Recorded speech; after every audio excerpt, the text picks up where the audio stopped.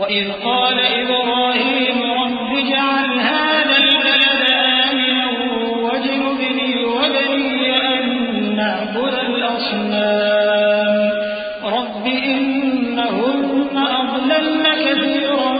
مِّنَ النَّاسِ فَمَن تَبِعَنِي فَإِنَّهُ مِنِّي وَمَنْ عَصَانِي فَإِنَّكَ غَفُورٌ رَّحِيمٌ۔ اور جب ابراہیم نے دعا کی کہ اے میرے پروردگار اس شہر کو لوگوں کے لیے امن کی جگہ بنا دے اور مجھے اور میری اولاد کو اس بات سے کہ بتوں کی پرستش کرنے لگیں بچائے رکھیو، اے پروردگار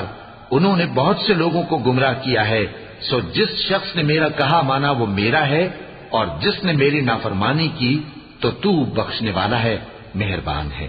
ربنا إني أسكنت من ذريتي بواد غير ذي زرع عند بيتك المحرم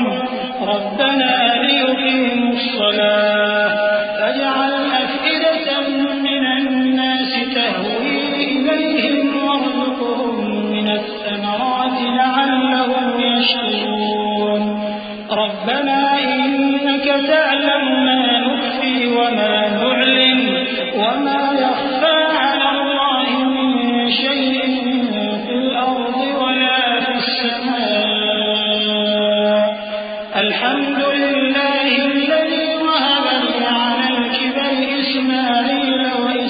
وإسحاق إن ربي لسميع الدعاء رب اجعلني مقيم الصلاة ومن ذريتي ربنا وتقبل دعاء